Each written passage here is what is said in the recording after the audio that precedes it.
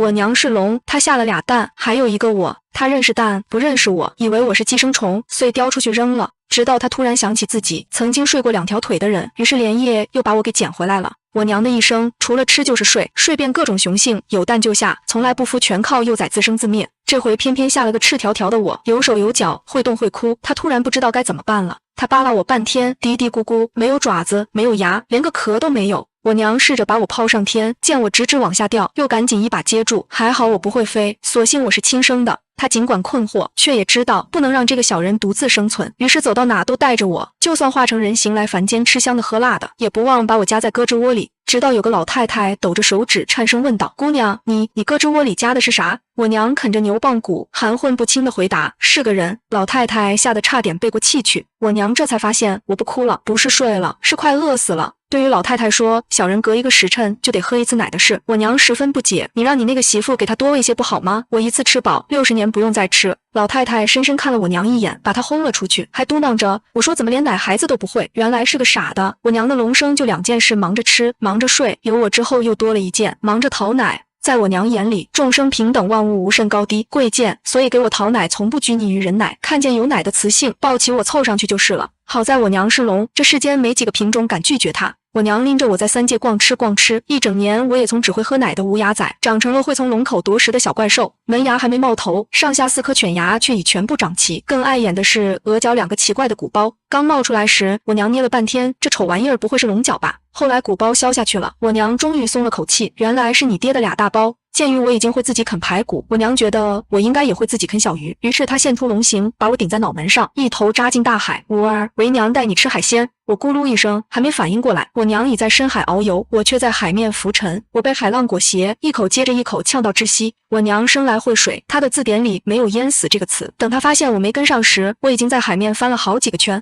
吾儿没胃口吗？怎么睡在这里？我娘见我3呼不应，索性把我顶上脑门，一飞冲天，腾云驾雾而去。据我娘回忆，那时候要不是有个漂亮神仙把她拦住，硬说她的崽要死了，她一口气能窜到玉林山，也不至于没赶上那场饕餮盛宴。我娘每提起面上尽是痛惜与愤愤之色。彼时我才3岁，没吃过饕餮盛宴，错过也不觉得可惜，所以没什么表情回应。每这时，我娘便会友情提醒：“那个神仙不顾我阻拦，把你抢走，对着你的后背一顿猛捶，硬是把你给捶吐了。”哎，都怪为娘打不过他，那个讨厌的仙人实在太厉害了些。听到自己被打哭的桥段，我终于开始愤怒，于是和我娘一起大骂那个仙人。我娘点点头，心满意足地带我上山掏野味去了。吃饱喝足，我娘俩蹲在山头剔牙，一朵白云从我俩眼前掠过，咻的一下直接把我掀翻。我爬起来堪堪稳住身形，我娘已经叉腰骂开了：“谁家小儿不长眼，把云架得这么快，撞到人了不道歉吗？”肇事者自然毫无回应。我娘一怒之下化形而去，龙吟声划破长空，眨眼间便没了踪影。荒凉的山头只剩我一个3寸丁，在风中凌乱。看着我娘消失的方向，我深深叹了口气，这也不是第1次被遗忘了。希望这次娘亲能早点想起我来。只可惜天空黑了亮，亮了黑，不知循环了几回，也没见到我娘回来。倒是有个衣袂飘飘的仙人落下云头，手托腮看了我一会，笑着道：“小娃还活着呢。”好漂亮的仙人，比漫山遍野的花都要好看。她就是娘亲说的花仙子吧？我躺在地上痴痴地看着她，想爬起来却没了力气。不容易，龙族没有抚育后代的习惯，你跟着她竟能活到现在。她见我动了动嘴，却说不出话，才发现异样，拿起我的手腕捏了又捏，果然快饿死了。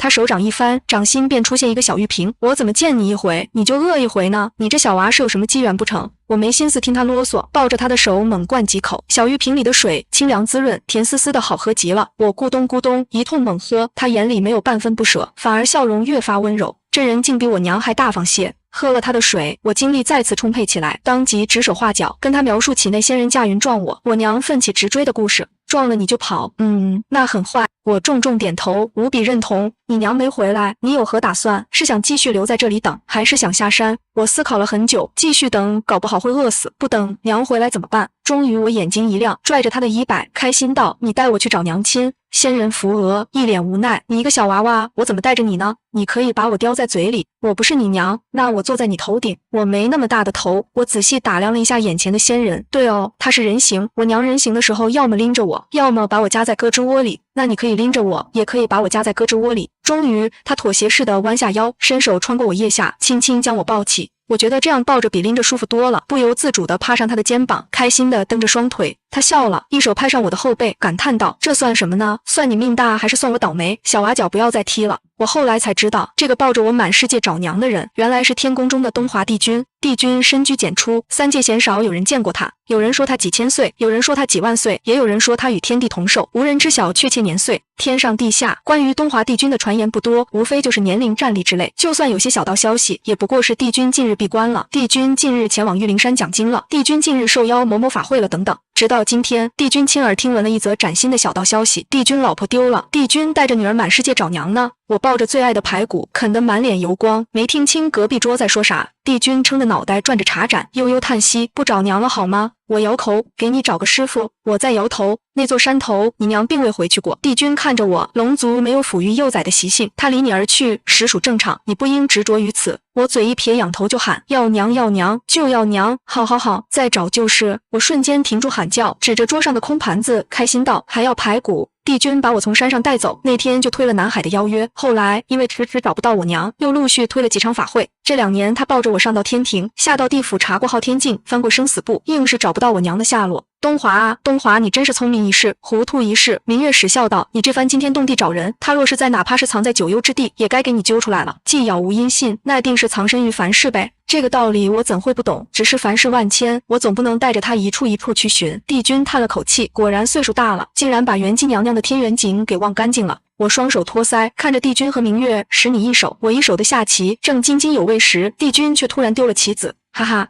你该不会是被元姬纠缠怕了，干脆再不敢想起他了吧？明月使府长大笑，幸灾乐祸道：这下看你求不求他？幸得你提醒，我还真是忘了那3口井。帝君，哪3口井啊？我很好奇，听上去似乎能找到我娘。帝君喝茶未答。明月使抱过我说：那是元姬娘娘的天元井，一口照出前世今生，一口照出血缘至亲，还有一口可以照出你的命定之人哦。什么是命定之人？我问。就是你长大后骑着大马来迎娶你的人。明月使笑道。明月使越来越没正形了，他才多大？你跟他说这些做什么？帝君皱眉，我确实听不懂明月使的话，只追问：命定之人能帮我找到娘亲吗？明月使一愣，继而哈哈大笑，连连点头：能，肯定能。我见帝君白了他一眼，伸手抱起我走了。帝君，我们还要站在这里等多久啊？眼前几丈高的大门关得紧紧的，一点也没有打开的迹象。我实在等得不耐烦，抱着帝君的腿哀嚎起来。放心，元姬娘娘大度，过会就来开门了。原来不是你的女儿啊！天空突然传来一句娇嗔，随即大门竟真的缓缓打开。东华帝君1000多年没见，我还以为你真那么狠心，带着女儿来见我呢。伴随着清丽的女音，一道倩影飘然而出，轻柔降落在我身前。他斜睨了一眼帝君，便蹲在我面前，食指轻点我鼻尖，笑着道：哪里来的小人儿？几岁了？姐姐，我5岁了。人姬扑哧一笑，捂嘴乐道：叫我姐姐，小人儿论年龄，你该叫我祖宗。祖宗好，我立刻乖巧问候。帝君突然伸手捂住我的嘴，与此同时，一道天雷将元姬劈得焦黑。为什么我经受不起他一句问候？元姬还保持着被雷劈的姿势，说话时嘴里不断冒出黑烟。帝君耸肩无奈道：天道法则。元姬摇头，不信。我原身虽是鲤鱼，可早已越过龙门，跻身龙族，修炼至今除了真龙，还有谁能如此压制我？帝君点点头，我也点点头，虽然我不知道他们在说什么。元姬抖着嘴唇指向我，飙泪道：这小人儿是真龙。我赶紧摆手否认，祖宗我是人，我娘才是龙。噼里啪啦一阵响，元姬娘娘被劈成了蒲公英。趁着元姬娘娘回寝殿梳妆的功夫，帝君抱着我找到了天元井。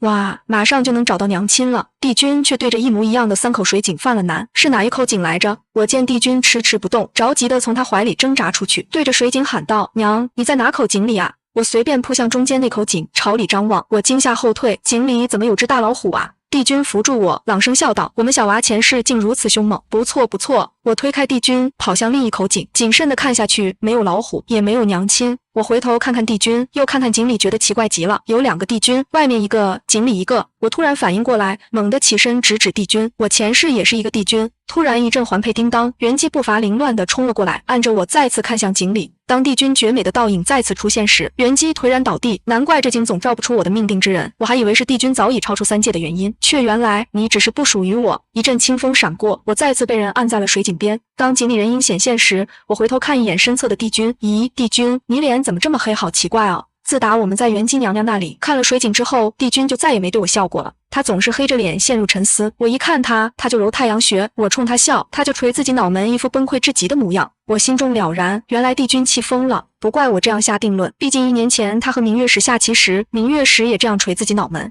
我问原因，帝君说他赢不了，气疯了，所以捶脑门就是气疯了。可是帝君，你为什么生气？帝君扫我一眼，深深叹了口气，我并未生气。那你为什么这样？我学着帝君握拳捶脑门的样子。帝君死气沉沉的答：没什么，最近不大想活罢了。你为什么不大想活？大概是活得太久，腻了。哦，帝君活腻了。对帝君那副活人未死的样子，我也没关心太久，毕竟我很快就要找到娘亲了。元姬娘娘那第3口井果然厉害，我们一下子就看清楚了我娘所处之地。她确实在凡是吃香的喝辣的，怀里还搂着个俊俏男子，十分潇洒快活。我恨不得立刻找过去，帝君却说，一旦进入凡世，法力越高便越受限制，就算是他也一样轻易不能施法，否则会遭到反噬，所以我们只能步行寻找。我跟着帝君走了许多日之后，腿都快断了，我怒了，叉腰喊道：不能带我驾云就算了，抱着我也不行吗？不行，我气到跺脚，以前明明走哪抱哪的，照完天元井之后，连你一脚都沾不到了。哼，那我不走了。我跑着去抓他的衣袖，却发现不论我的步子是快是慢，我们之间的距离始终保持不变，既不会远到跟不上，也不会近到能抓住他。我放弃了，停下来，猛捶自己脑门，气疯了。见我不走了，帝君也停下来，依旧保持着那个距离。我劝你不要捶了。为什么？你脑子本就没长好，万一捶成傻子怎么办？我不想变成傻子，但气又完全没消，于是急中生智，往地上一趴，威胁道：你不抱我，我就不走了。不知过去多久，我眼皮沉沉，都快睡着了。一声叹息若有似无，随即一双大手轻轻将我抱起。我窝在熟悉的温暖里，这感觉分明是我早已睡惯的帝君臂弯。我很开心，想大喊一声：我赢了！可惜瞌睡让我彻底陷入黑暗。如果你不想抚养了，不要再随意扔下，烦请送至玉灵山，自会有人照顾他。一个苍老的声音响起：老仙人跑这一趟辛苦了，不过我再次重申，当初并非随意扔下他，只是忙着觅食忘了而已。这是我娘的声音。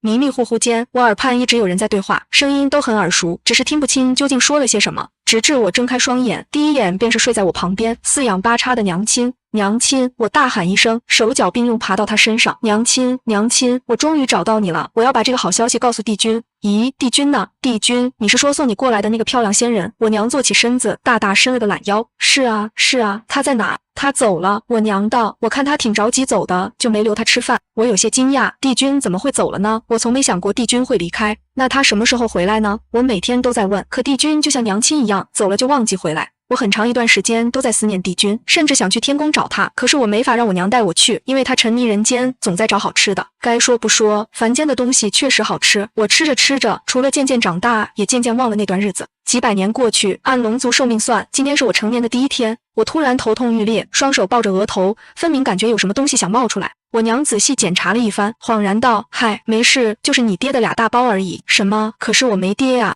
那就是撞的，我也没撞过啊。反正不要紧，给你敷些草药，肯定能好。我娘不知从哪掏出来一堆绿叶，砸吧砸吧，捣成糊糊，按在我额头上。我疼得一激灵，没事，活血化瘀，药到病除。结果第2天，我的额头肿得更大了。不能啊，这些草药谁用谁好，难不成过期了？直到我的牙齿和指甲日渐锋利，我娘才终于一拍大腿，激动道：我明白了，我的儿，你这是要变龙了。我还以为你当真一点也没继承到龙的外形，没想到是藏得太深。我儿安心等着，等真龙特征完全显现，你就能像为娘一样上天入地，无所不能了。原来是变龙，不是生病，无所谓了。我拉着我娘，娘在我变真龙之前，先给我搞点止疼药呗，实在太疼了。我娘出去转了一圈，很快带着止疼药回来。我儿好生奇怪，那个大夫竟和你说的那个漂亮仙人长得一模一样。什么漂亮仙人？就是养你2年的帝君啊。我娘道，虽然第一次见面他打过你，但后来确实挺关心你，还万般嘱咐我一定不能再扔了你，说你有事就去玉灵山找人帮忙。养我2年的帝君，我脑海里隐隐约约有个晃动的人影，行走间云开雾散，飘逸出尘。我努力回忆那张脸，含笑的眼眸，微勾的嘴角，尽管画面残缺，我依然能感觉到好像是有个美人一直抱着我。等我彻底化形，可以像娘那样随意变换形态后，第一件事就是去找那个大夫，我要看看那个困扰我许久却又一直萦绕脑海的破碎面容究竟是什么模样。姑娘，看病还是抓药？柜台后一个小伙笑容和善，面庞清秀，却称不上貌美。我有些失落，喃喃道：这也不算漂亮啊，困扰我好一阵子的脸，就这。小伙先是一愣，随即一笑：姑娘也是来瞻仰姑大夫绝世容颜的吧？请拿号排队。阿飞休要说笑，一道清澈的嗓音响起，让我精神一振，似乎在哪里听过。伴随着说话声，门帘被人掀起，我望过去，直直撞进那熟悉的眼眸。帝君！我下意识叫了一声，模糊的身影逐渐清晰，残缺的面容拼凑完整。我终于想起那个人了，是你，东华帝君。龙姑娘，都说了，我们顾大夫叫顾子辰，不叫什么帝君，你怎么就是不信呢？阿飞无奈道：行行行，顾子辰就顾子辰，他人呢？我熟门熟路往后院走去。阿飞赶紧过来拦我，顾大夫出诊了，一大清早就被知府派的轿子接走了。又是知府，我皱眉，这个知府家里的人身体这么差吗？怎么这2天我每次来找他，他都去知府家？还不是知府小女儿瞧上我们顾大夫了，才这样反复生病。阿飞道，反复生病？对哦，我眼前一亮，只要生病不就可以看大夫了吗？阿飞呀，实不相瞒，我这次来找顾大夫还真不是跟他叙旧的。哼，那你来做什么？看病还是买药？阿飞上下打量我，拆穿道，龙姑娘举止健硕，可不像是患病之人。舅舅非得我自己生病吗？我娘生病不行吗？那不能，令堂比你还健硕。阿飞斜眼看向门口，我顺着他的目光看去，我娘正撸着袖子聚众赌博，盖碗一落，他赢了，一高兴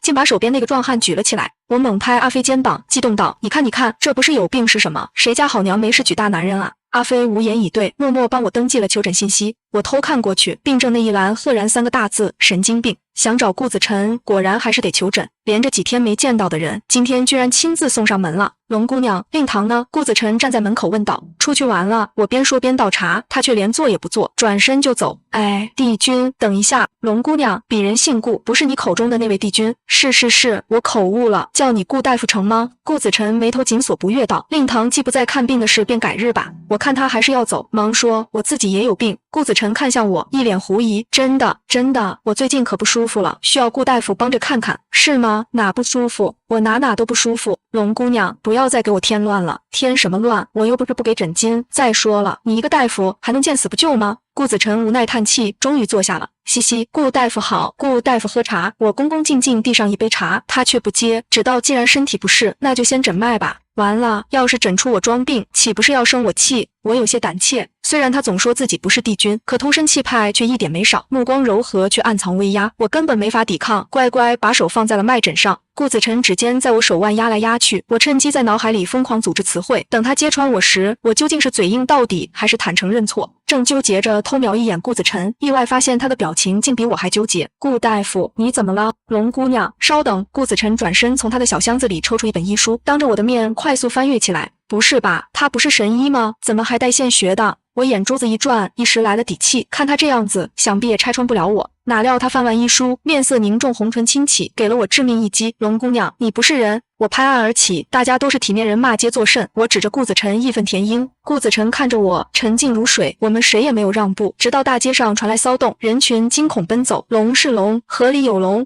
我浑身一震，怎么发现的？我才画龙没多久，这就露馅了。在看向顾子晨时，他已经迅速跑向门口。我跟上去，发现街道上的百姓都跑乱了。快去看看，护城河里有条龙，比这条街还要大。别去，快躲起来，龙会吃人的。有人去看热闹，有人四处躲藏。我猛捶脑门，这货绝对是我娘。我幼时她也在人间现过原形，闹得人仰马翻。酒醒之后羞愧难当，叼着我趁夜逃去青丘，跟一群狐狸做了100年邻居。这回又是怎么了？我得去看看。龙姑娘，你要去哪？顾子晨拉住我，我去看看我娘。话一出口，我急速改口，我是说我娘成天好热闹，万一被龙伤到就不好了。我急急奔向护城河，没想到顾子晨竟也跟了来。远远的我就看见我娘在河里翻腾，跟身上长了虱子似的，把好好的河水搅得浑浊不堪。附近的树木庄稼大都遭了殃，我娘毫不在意，打着饱嗝，酒气冲天。我欲走近些，却被顾子晨一把拉住，危险！其实真龙很正派，不会轻易伤人。我娘说的，这是实话。即便真龙无心伤人，如此庞然大物随意接近，总归危险。他拦着不让我靠近，我只好高声呼唤：“娘，别再折腾了，快回去吧！”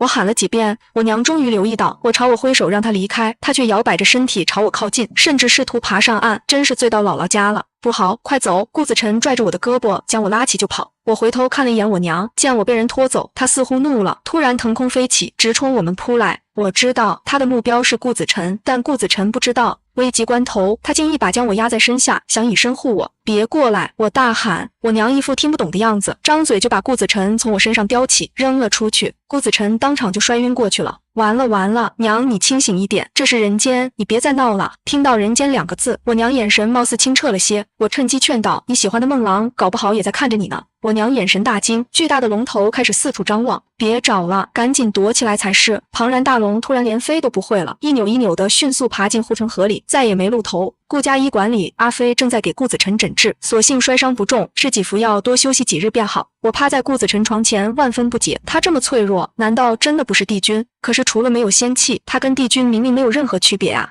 不过这都没关系，他是谁都好，只要他平安就好。龙姑娘，快跑！顾子晨昏迷不醒，口中时不时冒出几句梦话，不是让我小心，就是让我快跑。我看着他苍白的脸，羞愧难当，都是被我连累的。他不怨恨我就算了，还这样念着我，真是一个大好人。门外突然传来吵嚷声，我侧耳听了会，原来是知府的小女儿来了。阿飞一直委婉阻拦，小姐，顾大夫此刻不宜见客，还望小姐体谅。阿飞放心，我家小姐是来关心顾公子的，不会耽误顾公子休息。丫鬟说道。哎，别进去！阿飞的声音戛然而止，房门应声而开。顾公子，粉衣粉裙的小姐走了进来，粉面桃花模样娇俏。我坐在床边，看着这个总是生病的粉小姐，还没来得及打招呼，她身侧的小丫鬟便急吼吼喊道：“你就是那个招惹坠龙的女人，顾公子就是为了救你才被坠龙所伤，对不对？”我点点头，是这样没错，我正内疚着呢。粉小姐闻言，一张小脸渲然欲泣，身影竟有些站立不稳。你少得意，你以为顾公子救了你，便是喜欢你，便会娶你了？痴心妄想！为什么要喜欢我？为什么要娶我？我一脸茫然，我没让他喜欢我，也没让他娶我啊！你当真不想嫁给顾公子？粉小姐盯着我。顾大夫醒了！阿飞惊喜地喊道。我连忙回头，只见顾子晨缓缓睁开眼。咦，顾大夫，你脸怎么这么黑？刚才不还苍白得很吗？阿飞送客。顾子晨一声令下，阿飞跟得了圣旨似的，毫不留情地将我们全都轰了出来。粉小姐当场落泪，掩面离去。她的丫鬟骂骂咧咧，却也没敢对阿飞怎么样。我临走前朝里喊了一声：“顾大夫，我明天再来看你。”然后我连吃了3天闭门羹。我娘出言指点：男人嘛，多数时候是要哄的。你下次去找他，不要空手去带上一些他喜爱之物，他一高兴，别说见面了，亲个嘴都没问题。我点点头，还想再请教几句，我娘却摆摆手道：“吾儿自己去摸索，为娘要去听孟郎唱戏，不是说约了张郎吗？张郎，明日再约。”我拱拱手，受教了。我找阿飞打听到，顾子晨一直想去剑峰山挖一些野山参，只是山势陡峭，很难攀登。龙姑娘，你若对顾大夫有意，就抓点紧吧。阿飞道。什么意思？知府大人似乎拗不过那位小姐，前2天竟不顾门第之见，托人来问顾大夫的八字了。这么说，那位粉小姐就要嫁给顾大夫了？阿飞急得跺脚，连连道：“不，知府大人若真提了亲，顾大夫定会拒绝。可那样一来，他就得罪了知府，以后再没好日子过了。你确定顾大夫会拒绝？”当然，我跟了他这么多年，就没见他留意过女色，唯独第一次见你时，那眼神直愣愣的，跟情窦初开的毛头小子似的。结果你左一句帝君，右一句帝君，硬生生把他那点苗头给按回去了。剑峰山果然如其名，如同一把锋利的宝剑，直插云霄。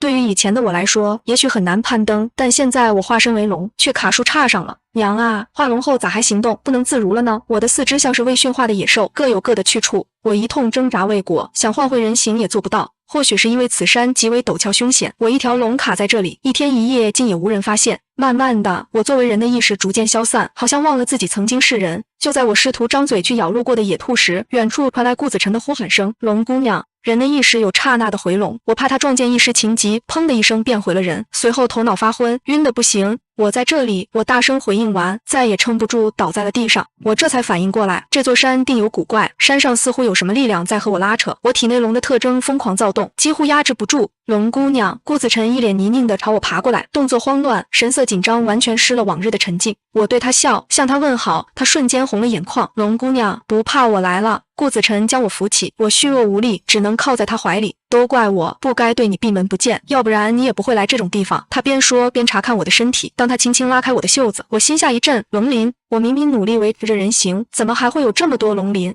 我听祖辈说，这座山会让异族现形，还会扰乱异族心智。不过不要紧，只要离远些就会自愈。顾子晨轻声道：“龙姑娘，你别害怕，我带你下去就好了。”顾大夫，你不害怕吗？我怕什么？顾子晨轻笑：“我早就知道你不是人，你的脉象早就告诉我了。”他弯腰背起我，回忆道：“第一次见你，我就觉得